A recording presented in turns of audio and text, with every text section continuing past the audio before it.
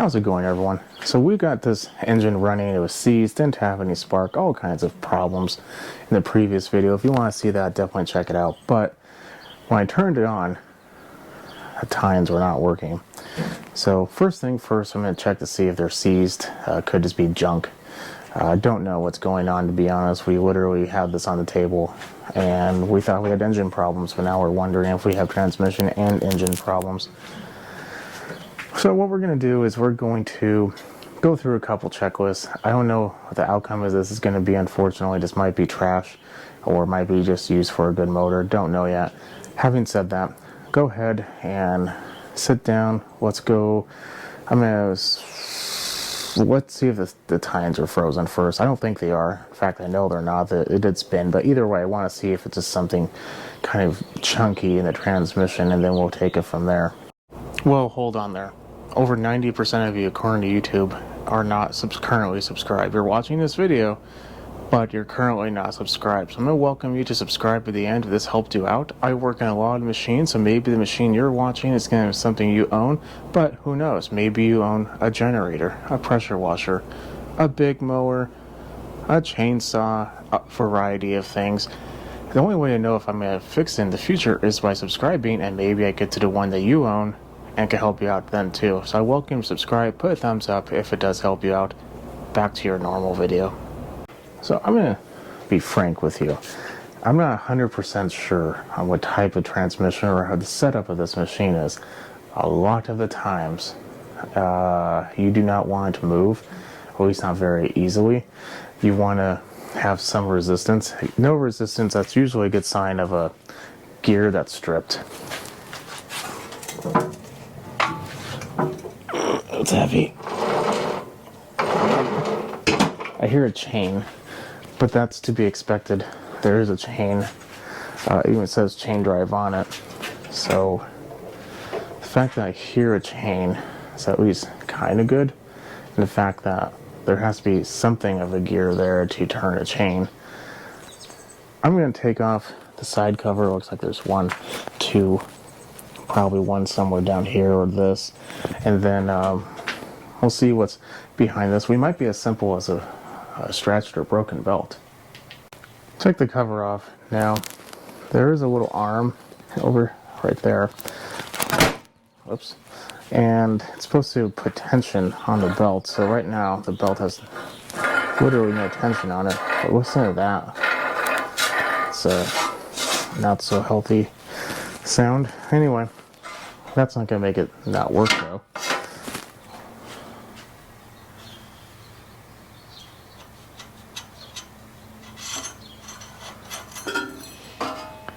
I mean, there's no tension on the belt, so obviously it's going to come off easy, but that belt just seems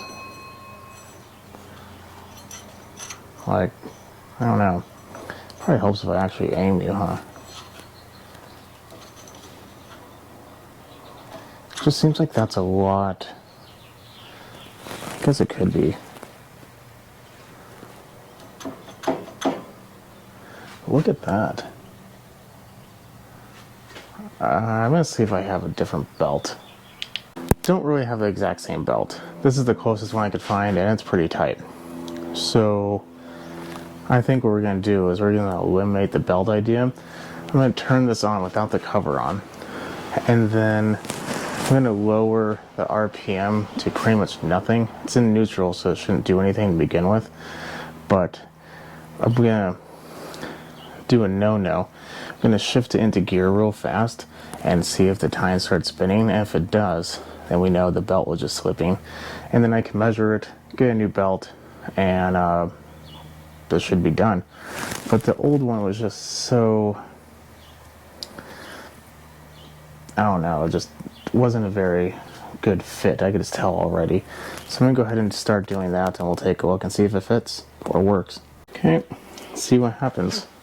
I'm going to put this on the floor. Oh, that's actually heavier than it looks.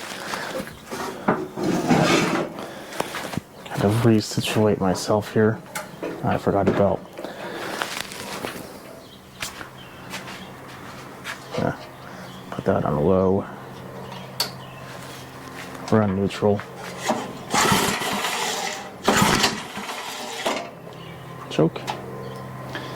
maybe a little more throttle.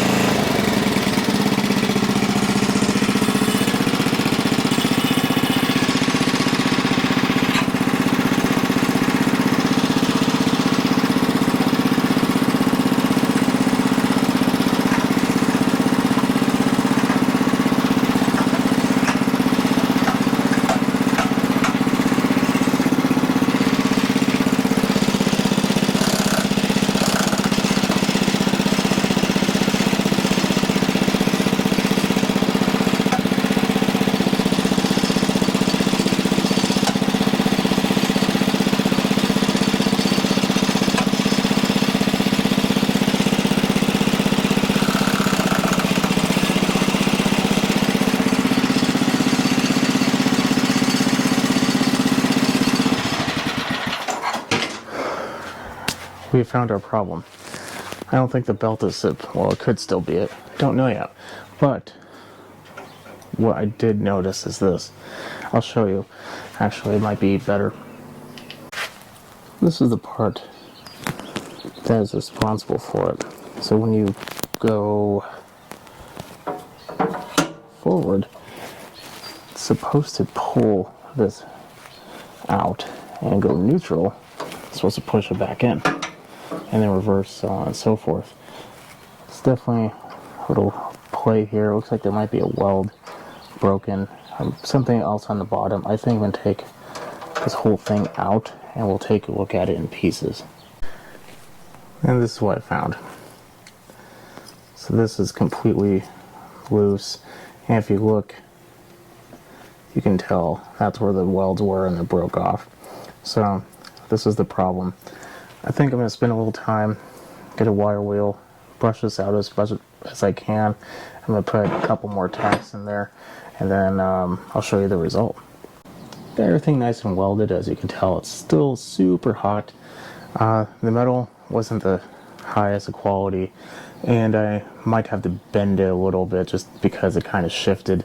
But we'll see when we get there. I don't really think so. I mean, this is a rototiller, not a aviation machine or anything like that. So I'm gonna let that cool and then put it back on and we will give it a test run.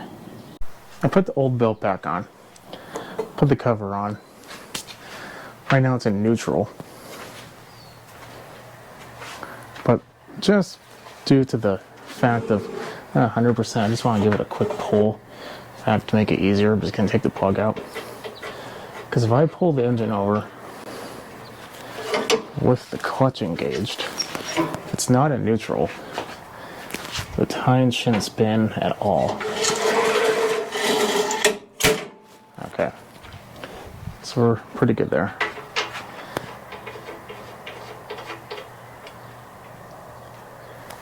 And I'll tighten that later. Yeah, okay. So, welded it fully. I put new hardware. There's like a couple clips that were kind of rusty and nasty, so I put new clips on it. So technically, when I go like that, it should be in reverse. That should be in drive.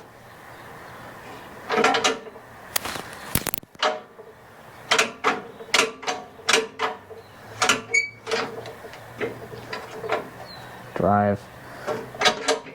Now, full disclosure, I might have welded that bracket on upside down. I don't know how I did that, but I did. So, in between what you saw and now, I cut it off, cut the weld off, I should say, and I re-welded it. And that one was a little bit more difficult because I had to kind of re-figure out where to position it, but I did. Moral of the story is, before you weld it fully, tack it, and then try to install it. Excuse me. Choke.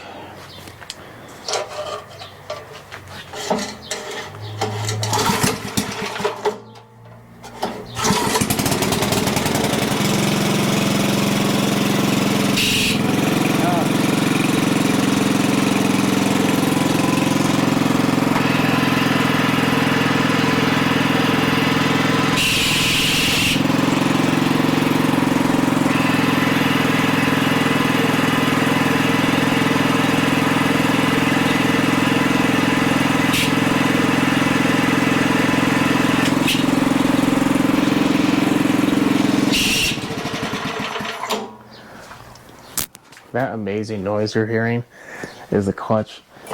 I cleaned it out, but I didn't put oil on it because I don't really like doing that.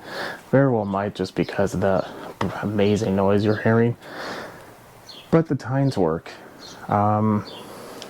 Reverse is just like the normal reverse. It will not, based on what I'm seeing, go into place. As soon as you let go of the handle, it goes into neutral. That's good. You don't want it to be in reverse, locked in reverse, because that's a good way of, at the bare minimum, hitting your foot, and in the worst case scenario, having the machine run on top of you and seriously injuring or killing you. So you don't want that. But other than that, everything seems like it's fine. I'm going to go ahead and use it a little bit to make sure. I'm going to re-oil that clutch, but that's well above and beyond the scope of this one. We now have a good working transmission. What was the cause of that? I think it's just a faulty weld. I was looking at it, and while there was weld material there, there was very little actual welding being done. They pretty much just put a glob and called it good, and it kind of stuck and then broke. That's what it was. So the shifter wasn't able to go in and out. And when it's unable to go in and out, you get this type of thing. So there we go. We didn't have to tear it apart, which is good, because I'm pretty sure this transmission is obsolete and you can't buy parts for it. You could tear it apart and see if you can find like a gear or a new chain and everything, but you're really going down a very expensive rabbit hole. I'm going to leave you with that. Follow me on Instagram at SmallEngine101. If you like what you see, keep watching. Definitely subscribe. Put a thumbs up. And if you want to become a member, one of the perks of membership is if you have a machine like this or any other machine, I will personally help you in whatever situation you're going through. I'll leave you with that. Have a good night.